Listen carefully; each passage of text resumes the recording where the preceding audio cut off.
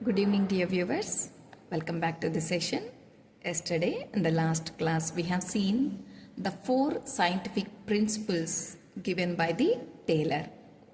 Today, in this session, I am going to explain you about the 14 principles given by Henry Foyal.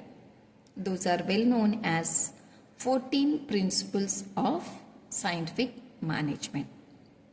So in order to make the student to understand this concept and to remember this concept so easily, I made all the 14 principles into 2 parts.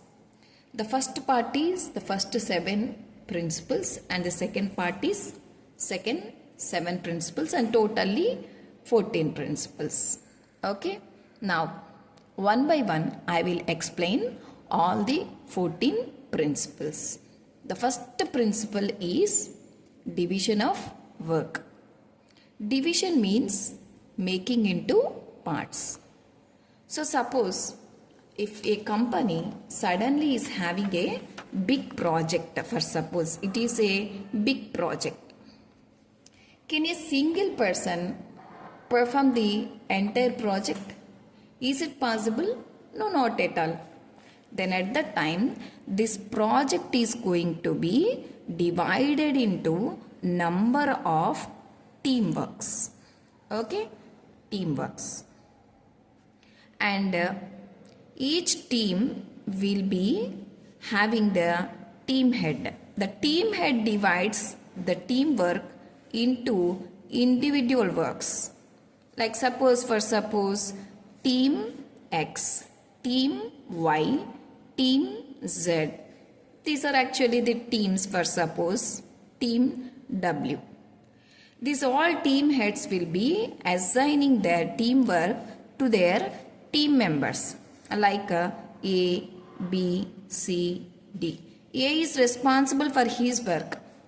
B is responsible for his individual work. C is responsible for his individual work, and likewise all the members are responsible to their personally assigned individual work. So this is actually the division of work. Here Henry Foyal, he states that for the success of an organization, when there is a huge work, that work should be divided into parts. Right? Now I will give you one example. When suddenly there is a visit of your relatives, for suppose. The relatives are suddenly visiting your family. Now you should have the responsibility over taking care of them. First, your mother. Your mother cannot complete all the work suddenly. Even if she is willing to do, there is limited time, limited energy. So at that time, the mother will be instructing remaining all the family members to share her work. Your father will be having the responsibility of shopping. He will be shopping the sweets, cool drinks, vegetables, fruits, whatever are necessary. And the elder daughter, for suppose, she will be assigned to complete the work of cleaning. Okay, and if any other daughter, she will be instructed to complete the work of preparing food, for suppose. And mother, she will be cooking the main dishes and also arrangements.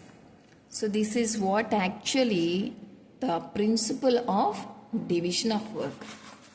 Next, coming to the second thing. What is the second principle? The second principle is authority. What is authority? An authority is a place, a position, an identity, right? Suppose me, myself, I am having the authority as the HOD of MBA department. Students often will be obedient to me not because of me but because of my designation, my place, my authority, my position. So in order to make an organization and its employees to be obedient, there should be authority. Higher authorities will be having the control over lower authorities. The authority gives the power to the person. The person can have the command over the employees. The person can have the capabilities of ruling. So, there should be authority. And coming to third one. What is the third principle for the success of an organization? Every organization should have the discipline. Discipline means not a good dressing. It is not just a good looking. Wearing a tie, having neatly dressed, fairly combed, polished shoes. These are all nothing. The employee should have the disciplinary qualities. What are the disciplinary qualities? Discipline means punctuality. Punctuality. What is punctuality? Punctuality means to attend at the right time. Employees should not be late to the organization. This is called as punctuality. Next, regularity. What is regularity? Employees should be regular. No absenteeism. Employees should not suddenly have the leave, suddenly absenteeism. They should be very regular, except the leaves enabled.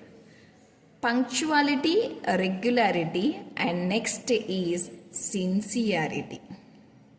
Okay, sincerity. What is sincerity? Sincerity means being correct. Suppose I have forgotten a 10,000 rupee notes bundle. 10,000 rupees I have forgotten on my table. Employee X, employee Y and employee Z. 3 members are there. They saw these 10,000 rupees and they didn't take these 10,000 rupees and made a phone call to me that I have forgotten and hand over these 10,000 rupees to me. They didn't think that nothing, nobody is looking at us. Let us take this 10,000 rupees and divide it into 3 halves and enjoy. This is not sincerity. Employees should be always punctual, regular and sincere. That is called as discipline. If an organization employee is disciplined, that means the organization is strong and successful. Next, coming to the fourth principle. What is the fourth principle? Unity of command. What is unity? Unity means same. Suppose there are 2 owners. For suppose 2 owners, A and B, partners. These 2 are the owners of the organization XYZ company. Okay, XYZ Limited. Who are the owners? A and B. X is employee. Small x is an employee. A says no. B says yes. Then the employee is going to have the confusion. If the owner A says that deposit the money, another owner B, he says that don't deposit the money. Here 2 different commands are there. If such 2 different commands are there at a time, employee will get irritated. So that's why there should be unity of command. Also, fifth, unity of direction. Unity of direction. Unity of direction. Direction means the way, or else you can say the procedure. Okay. Suppose the owner A, he says that pay the salaries by cash. Owner B, he says that pay the salaries by account. 2 different people giving 2 different directions. Then the employees will get irritated, also confused. So that's why there should be often the unity of direction. Okay. And next, coming to the sixth principle. What is sixth principle? Sixth principle is subordination. Subordination. What is subordination? Suppose here if you have taken, okay, in the college we have the management, okay, owners of the college. Owners of the college are superior to the principal sir. Okay, principal sir is superior to the HODs. Suppose HODs. HODs are superior to the faculty. Faculty are superior to the students. So likewise, there is a subordination. Who is a subordinate? The person who is at the lower category is known as subordinate. Here, principal sir is subordinate to the superior, the owners of the college. And the HODs are subordinate to the principal sir. Now, principal sir becomes the superior. And here, HOD becomes the superior, faculty becomes the subordinate.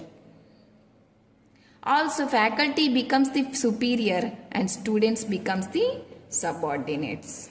So, likewise, in every organization, there should be the subordination. When there is subordination, there will be fear. There will be sincerity, there will be punctuality, there will be regularity. So that's why in order to maintain the organization to be strict and effective, there should be subordination. Next, most important, I love this concept actually. The seventh thing is remuneration. Remuneration means salary. Everybody will be working for the salary. Here I am working as the HOD of MBA department because I need money. I come here for the salary. Actually, this principle, it is very important to be satisfied in any organization. Because with this salary, I can meet all my primary needs. Like for suppose, rent of the house, vegetables, fruits, medical requirements, and also loans, EMIs, purchasing of rice, purchasing of provisions, payment of my children, education fees, transportation charges, number of whatever, the first and foremost thing is salary. So, what does this principle? It states the salary should be given in an appropriate amount. If the work is big but the salary is small, employee will not be happy. Companies gives lot of work, too much of work, heavy work, but salary will be very small like a peanut. Work will be like a planet, salary will be like peanut. This is not correct. The salary should be appropriate. If the work is heavy, salary should be appropriate. You should offer good salary. If the work is a medium work, you should offer medium salary. If the work is simple, you should offer less salary. Here, remuneration should be reasonable. Then only the employee can be satisfactory and happy. He will be paying attention to work more in the organization. Right? Next, coming to the eighth principle, that is centralization. What is centralization? There should be a central power. I already told the example where actually owners of the college, principal, HOD and faculty. Here the central power is in the hands of owner. Owners will be having the central power. If I have any problem with principal, I will go to the owner. If the principal have any problem with the HODs, they will go to the owner. If the faculty have any problem with the HOD, they will go to the principal. There should be a central power. Suppose example, if you have seen the Indian political system, for suppose we have the state level political system, right? State level, we have CM, chief ministers, MLAs, MPs, chief minister, and next it comes to PM, where actually the central power is in the hands of PM, Prime Minister. Right now, next scalar chain. The next one is scalar chain. What is scalar chain? The name itself, it tells that it's a scalar chain. Scalar chain means it's a chain system actually. Chain system. Right. If you have seen a chain, there will be hooks which are connected to one another. Then only the chain is formed. In the same way, in the organization also, employees should be connective to one another. They should share work. They should cooperate. They should coordinate. They should motivate and they should help. There should be a connectivity. Then only the organization is going to be successive. And order. What is an order? An order means a sequence. There should be an order first. For suppose this is the order of criteria. Owners, principals, HOD, faculty, students. This is a order. There should be a sequence. If students have any problem, first they should discuss to the faculty. If it is not solved, they should go to the HOD. Even if HOD didn't solve the problem, they should go to the principal. If the principal also didn't solve the problem, they should go to the owner. In the same way, in the organizations also, there will be board of directors, CEO, and also head of the departments and managers, assistant managers, superiors, subordinates, etc. There should be a order. There should be an order. Then only the system will be perfect. Next, coming to the 11th principle, it is equity. You should treat all the employees to be equal. You should not give any priority on any basis. You should not have any priorities on the basis of caste, on the basis of religion, on the basis of local, non-local priorities, on the basis of North Indies, South Indies, on the basis of color, white color, black color, on the basis of gender, women or men. See, all the employees should be treated equally. If anybody does anything wrong, he should be treated to be wrong. If anybody is doing anything good, he should be encouraged. This is actually the most important thing. There should not be any partialities. There should not be any differences. And coming to the 12th one, stability or tenure. What is stability? Stability means I should be stable in the same organization. I have taken an employee X, Y, Z. 3 employees I have taken in 2021 for suppose. Now, by 2025, Y resigned and Z also resigned.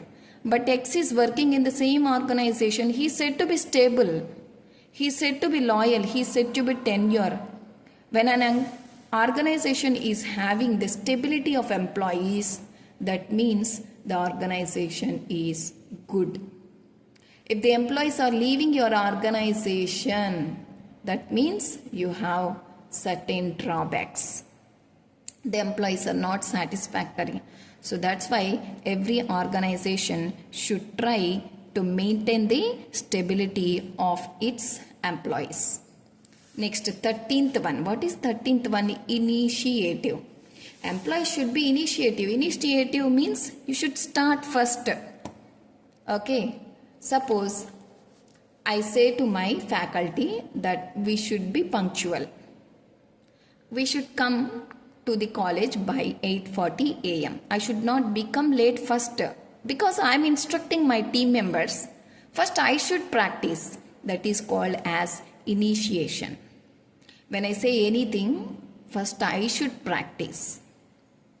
When I practice, when I initiate, the others will be looking at me and they will be taking me as a sumoto. Then that is called as initiation.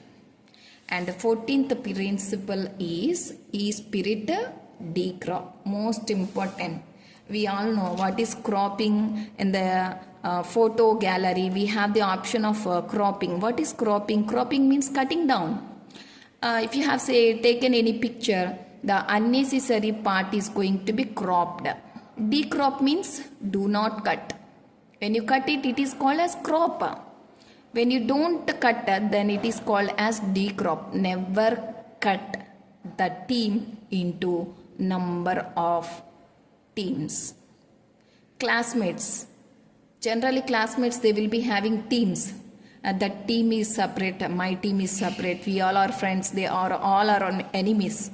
Such a system should not be. There should be e-spirit. You should feel that we all are same soul. We all belong to the same organization. We should work for the success of the organization. E-spirit means you should work together. You will come together. Decrop means you should not have the cropping. You should not cut. You should not cut the relationship.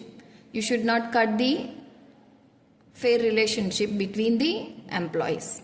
You should have the team spirit. You should have e-spirit. What is e-spirit? You should have the feeling that we are not individual. We all are together. Then this is actually the concept of Foyal's 14 principle. If any organization follows all these 14 principles, definitely such an organization will be successful. I hope this video is helpful to you all, and for the examination point of view, this concept is the most important concept from the first unit. Don't miss it at all. After listening this video, please practice all the 14 and by heart.